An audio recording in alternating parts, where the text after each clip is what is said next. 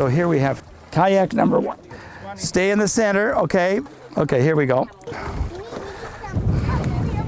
Here we go.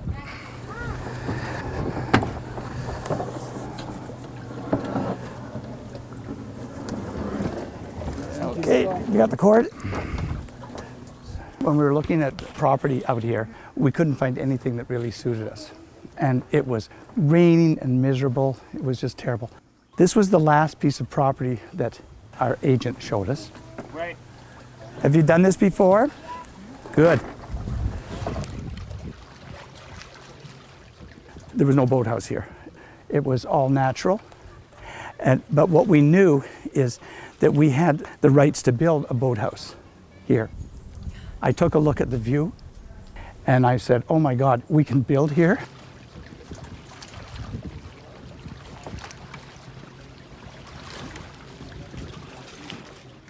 And it was very steep coming down because the land, there's no flatness. So it wasn't selling. So we put an offer in, we got the place. This is the Canadian Shield. So the Canadian Shield is where the granite starts. This was here before, but this gives you an idea of just how beautiful it is. In Toronto, they spend hundreds of thousands of dollars to bring pieces of granite into the city. And we just happen to have it.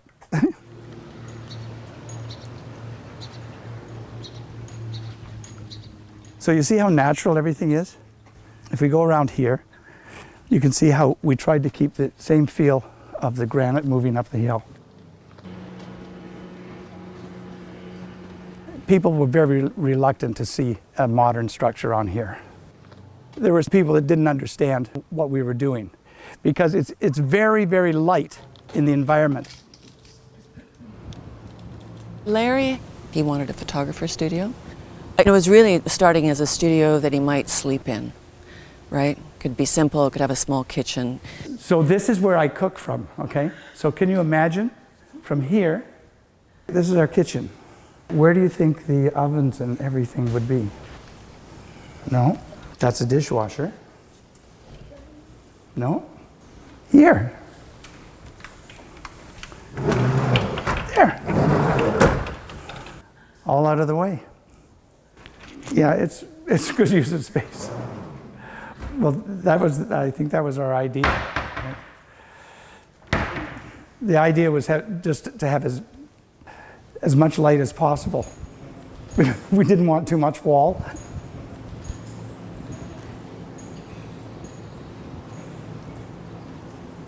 It really led to this idea of a very, very simple, pure, sort of platonic-like pavilion that would just sit quietly amongst all these rocks. All of the glass is ferrous-free, so there's no green color to it at all. That's why when you look out this window, you hardly notice that there's glass here, because it's the same color here and the same brightness here as it is here. Right. Isn't that amazing? Wow. And you know what was amazing? We had a family here, and they knew that there was glass and everything, but the baby started crawling towards and everybody could only see the baby going towards the water, right?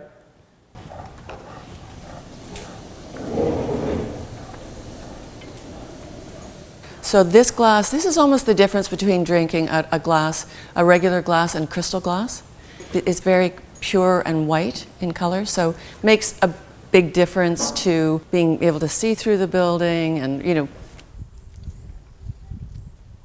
So there's no real flat land around this building. So big, large openings were important so that you feel like you're outside, because you can't really walk outside. So you really feel like you're in a little pavilion. The building sometimes kind of disappears, sort of falls away, and that you kind of have a more immersive experience of just what's around you.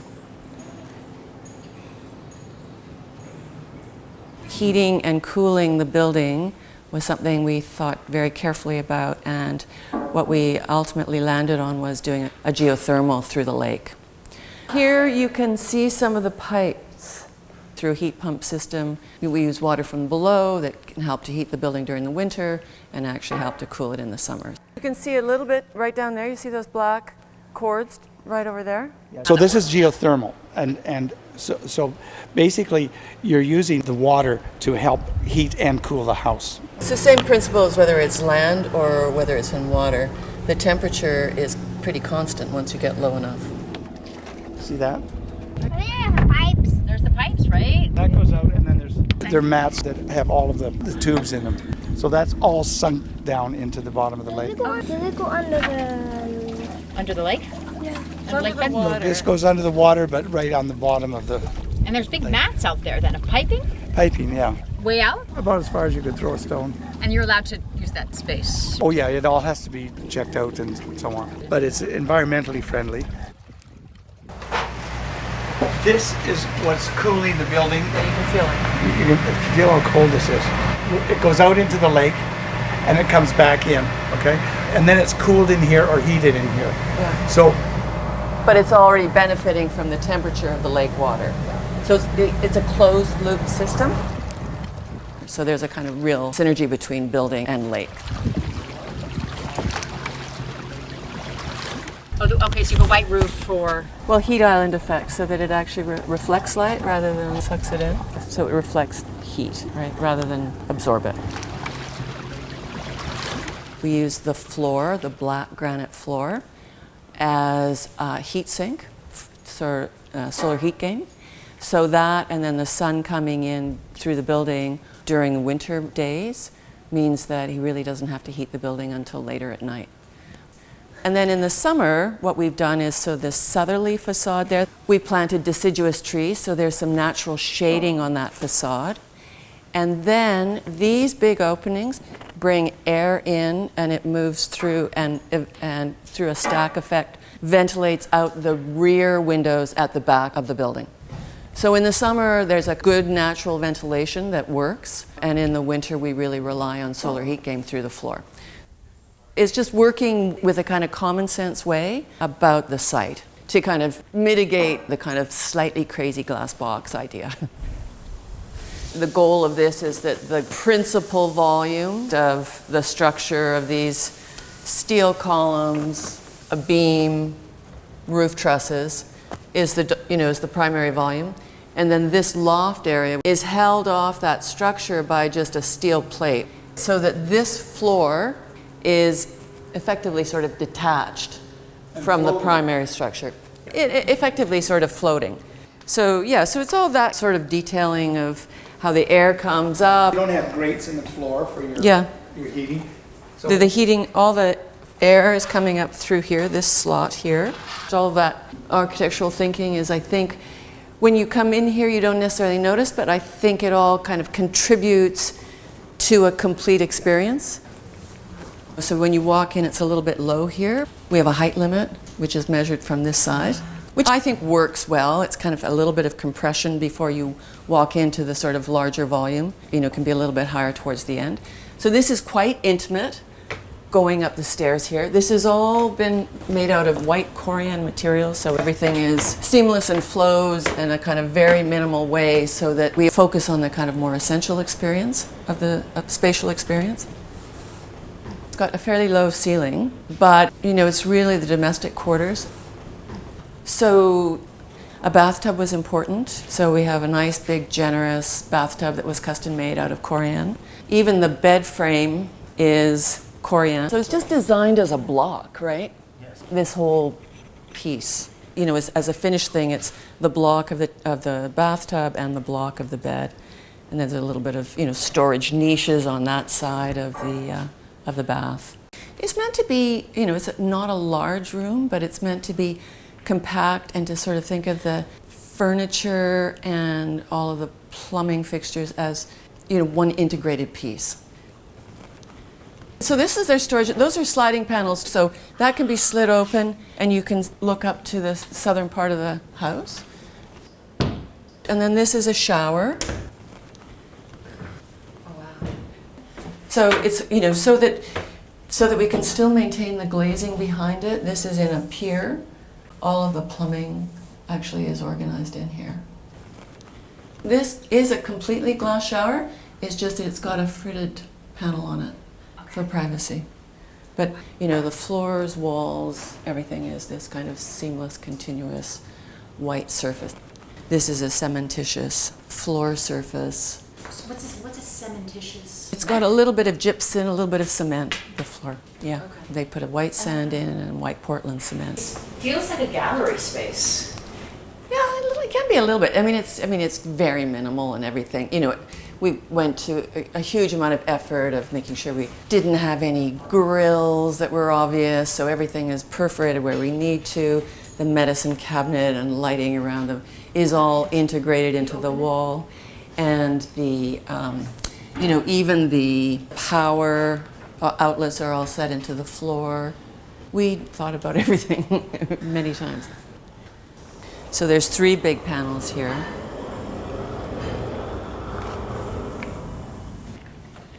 And that you get a kind of diaphanous feeling in this space when all of these panels are closed. It has a kind of an interesting glow to it, I think.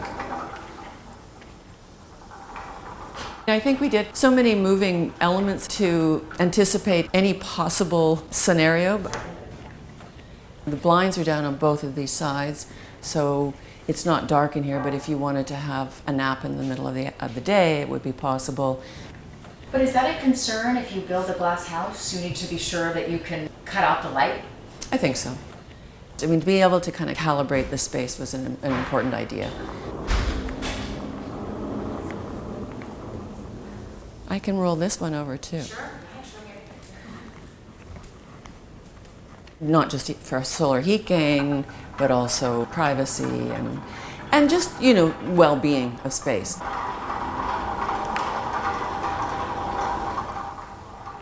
And the bathtub is enormous, just so you know, so lots of people can sit in it.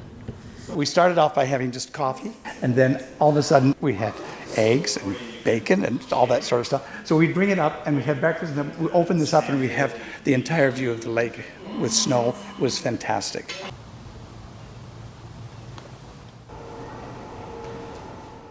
So what I think is so incredible about the height of this building is if you have a place and you have a big picture window, you get to see sort of a view that's framed. The fact that you can be in here and see the clouds above you and the water below you is fantastic.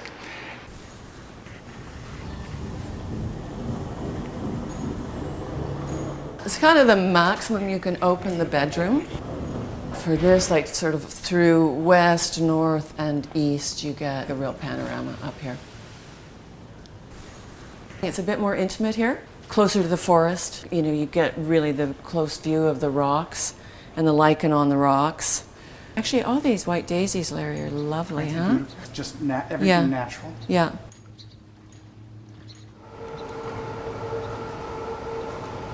The idea of having these perimeter blinds means that you can kind of control how the sun moves into the building. You can control privacy from the lake, people, boaters. So it's kind of an interior tent. So it helps to work with the time of the day and the heat of the day and all of that. Now suddenly you're in granite. Yeah. Now you really are outside, right? We're right on the Canadian Shield. So the limestone that we made the steps of, those are 300 million years old, and you'll find that you can sometimes see the existence of life at that. But the granite is 3 billion years old. So the idea behind the, we call it pod or the pad, depending, is we want to have some more land outside, right? Yeah. And so it has a curvilinear shape, and that's kind of partially to negotiate the rocks, right? So have something read up against the rock. So, you know, another rectangle here wouldn't kind of get you as close as this sort of curvilinear shape does to the rocks. Look how close you can get to this beautiful granite just by, look at this view. Yeah. I mean, you can get so immersed in just the detail. It's like when you go scuba diving, you can see a lot of stuff, but then you can get so close to some of those beautiful little things that are down there that you can get lost in it. And so then the structure of this is largely centralized underneath. This is, you know, the edges of this are kind of cantilevered, if you will. And so to be underneath this is like being under a big umbrella too, right?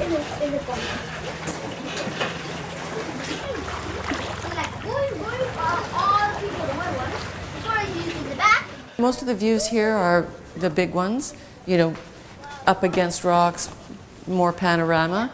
But the views in here, which is the public washroom, so this is privacy on that side. So you get this kind of quite pretty precious view of the outside if you're using this washroom. And of course we have this screen here for privacy, I mean this panel, but you don't have to. And then the other one that I kind of like, and it's really only meant to be able to get access to the glass to clean it, is when I close this and open this, and you get another view to the outside, especially these kind of rescued rocks from the excavation. And this rock here, when I saw that it was so flat, I said this would be perfect for a table. So we call this table rock, and it was a matter of finding another rock underneath it that we could use as the base and getting it just right. And so we barbecue and we stand out here, the kids sit up here. Kind of see them out there. And then if you just turn around, then you get another very precise view of those gazillion-year-old rocks, right? And then the kind of glow of this is, I don't know, it's great. Yeah. You know what I like is that it's a rock. It's a rock. And the rock is like, I'm singing in the rain. And then here, you can just put your feet in, or even sit on here.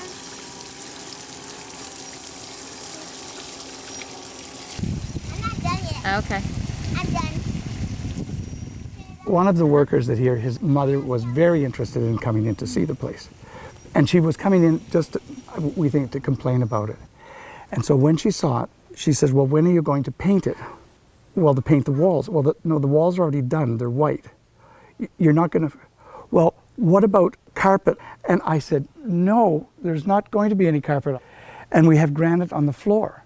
And I said, my grandmother used to make these doilies that she'd crochet. I said, have you ever? Oh, she says, yeah, I know those. I said, we're not having any of those either.